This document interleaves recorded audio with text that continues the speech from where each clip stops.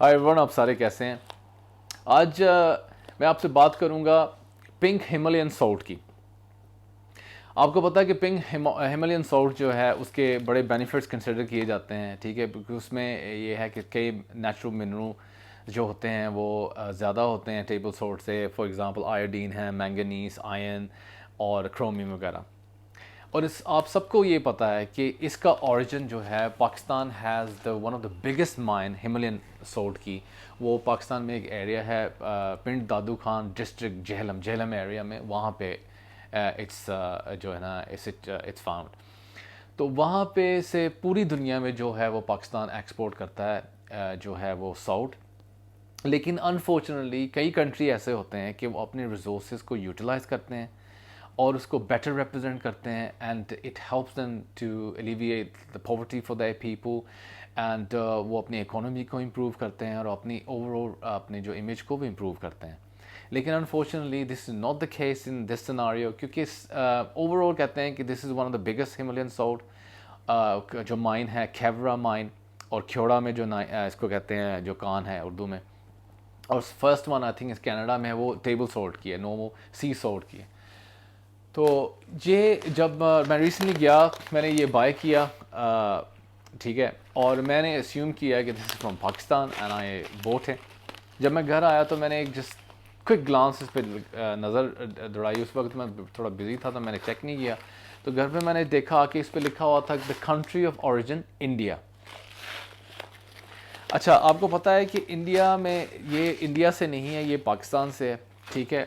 اور اگر اس کا نام انہوں نے اپنا ریپرزینٹ کیا ہوا ہے اس کو بائی کر کے، is good for India. They representing themselves better and they manage to procure this salt.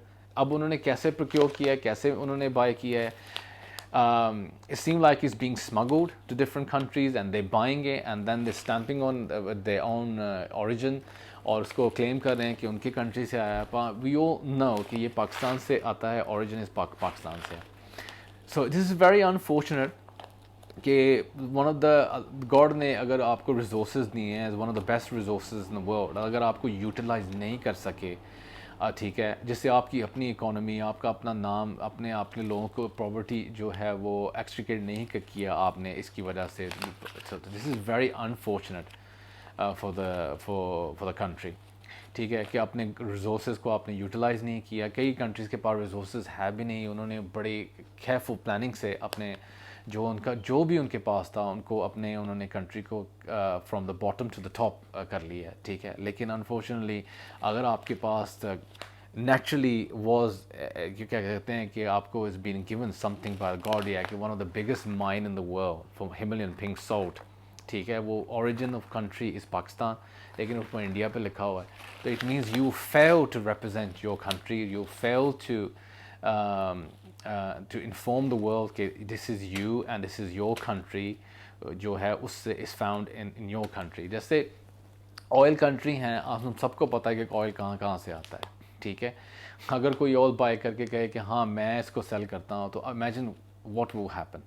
تو یہ ایسے ہے کہ ٹھیک ہے، یہ آئدر یہ اسمگل ہو کے گیا ہے، سم لوگوں نے اس کو اسمگل کرتے ہیں چند جو ان کی اپنے پرسنل بینیفٹ کے لیے، دے اگنور دا میسج. تو دس از ویری انفارچونیٹ. اگر میں رانگ ہوں تو please you can correct me in the comments box. If you agree with me, if you differ with me, let me know.